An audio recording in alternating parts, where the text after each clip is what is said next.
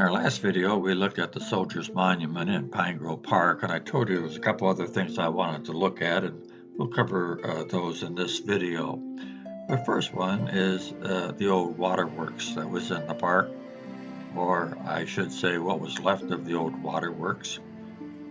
There are several postcards of the old waterworks in Pine Grove Park, and it looks mainly like this. You'll notice that the smokestack is on the north side of the building. But when I was growing up, the waterworks looked like this, with a much taller smokestack on the south side of the building. And I've never seen a postcard that showed the later version of the waterworks. We covered the waterworks in video number 9, so if you want to go back and refresh your memory, you can look at that. But I wanted to give you an update of what is happening, especially for those folks that live outside of the city now.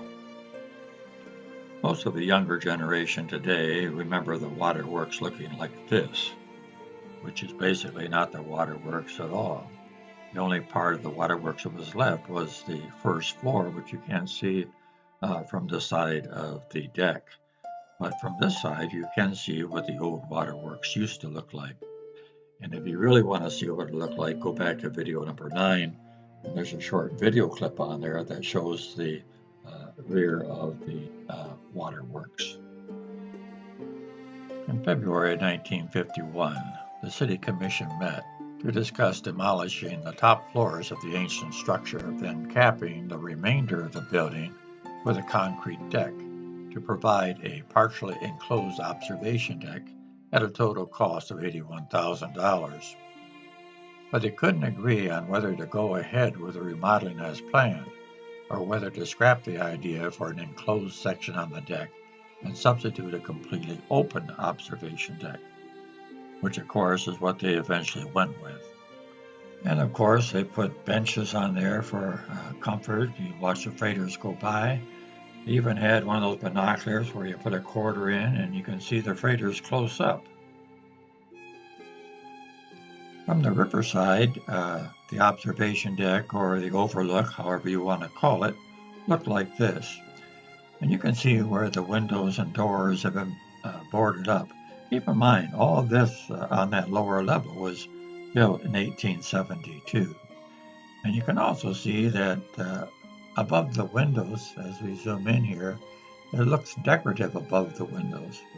And also above the door, that half round up there. Here's a better photograph of it. I can show you exactly what they looked like back then, because in this photograph here of the inaugural docking of the Put-in Bay, you can see the back of the waterworks, and you can see what the doors and the windows looked like then.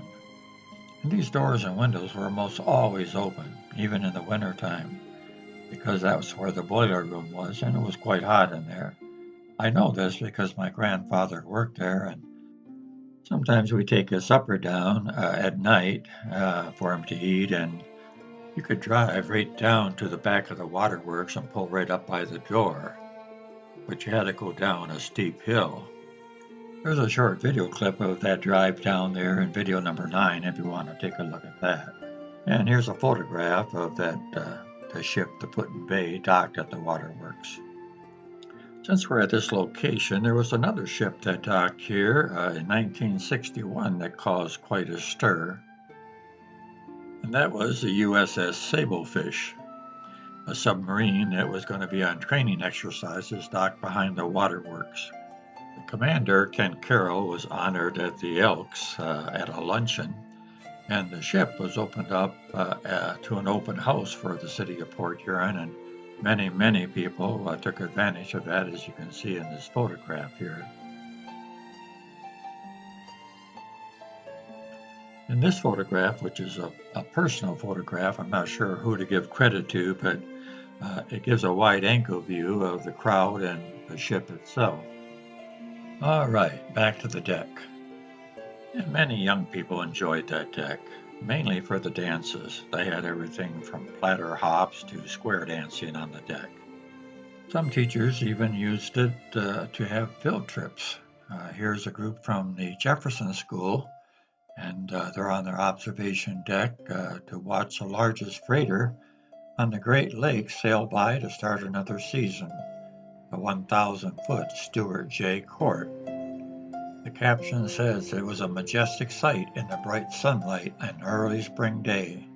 Sailed upbound about 10 a.m. Well, all that dancing had an effect on the deck after a few decades. You can see it started to deteriorate.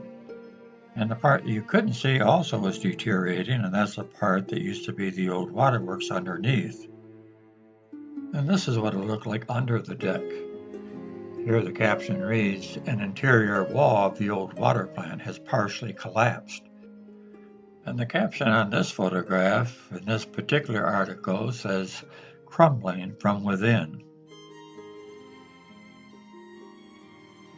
The headline on this article says, "City seeks to revamp river observation deck. Port Huron officials hire firm to sketch out repairs." Well, the plans to repair it went out the window when they found out how much it would cost. It was so much cheaper to raise it. And that's where this headline came in. City to consider raising Pine Grove Overlook. City Manager James Freed said it couldn't be saved. The cost of saving it was so astronomical that we can tear it down and build another viewing deck there. So whether that'll happen or not, we shall see. And so the demolition of the scenic overlook in Pine Grove Park began on the morning of September 25th, 2017. And soon it was just a pile of rubble. It's a funny thing when you're looking at Google Maps today. If you're viewing it from Pine Grove Park Drive, which is by Soldier Monument, it still looks like this. But when you go onto Michigan Street, which goes north and south, it completely changes and it looks like this. Just a bunch of grass where the overlook used to be. Perhaps just like it was back in 1872, before they built the waterworks. A little further north from the old waterworks location is the Huron Lightship, a relatively new addition to the park. Well, new if you're my age. I covered this in video 10 briefly with a video that was taken in 1942, so you might want to refer back to that. But since that time, I have some photographs that I didn't have then, so thought I would share them with you now. The ship was decommissioned in 1970 and given to the city in 1971. And it was to remain landlocked behind the north end of the seawall and serve as a tourist attraction. This great photograph by Richard Duncan shows the ship coming in from the lake and gives a great picture not only of the ship but also of peerless men behind the ship. The seawall at Pine Grove Park had been expanded outward in the first phase of the project to add nearly 2 acres of new land to the area. The ship didn't go directly to the berth at Pine Grove Park. It went to Black River. And in this photograph here, you can see it on the north side of the river where it was parked for a while. And this is also during the decommissioning ceremony. And if you look close, you can see the audience standing there in the parking lot. And here it was moored right alongside the Michigan National Bank. But eventually the berth was ready at Pine Grove Park. And you can see in this photo here that the ship is just floating on in. And in this photo, although it's not real clear, it gives you an idea when it first got into that slip what it looked like. And that's what that berth looks like today. All right, moving on. We looked at the Pine Grove Pavilion in video number 9. But I was going through the newspaper and I found this article from 1897 that talks about what the pavilion was going to be like. I thought I might share that with you. You might be interested, and I know I was. It starts out with the pavilion. Brief description of the one to be built in Pine Grove Park. On Thursday, a representative of the Times looked over the plans for the new pavilion to be built in Pine Grove Park. The pavilion will be built in the shape of a Greek cross. It will be 2 stories high and surmounted with a large dome. From the ground to the top of the dome, the distance will be 56 feet. In front of the pavilion, facing the west, will be located a bicycle room and store and check room. Back of these will be built a lunch stand. On the east side of the building will be a large room 31 by 72 feet in size with a cement floor. The second story will consist of an open room in the shape of a Greek cross, 72 by 31 feet in size. This room can be used for dancing. The ceiling of the first story will be 8 feet 6 inches, and the second story 10 feet 6 inches. When the pavilion is completed, it will be an ornament to the park. And it certainly was. At least until April 8, 1948. This was the front page of the Times Herald. And as we zoom in here, we can see the demolition of that same pavilion.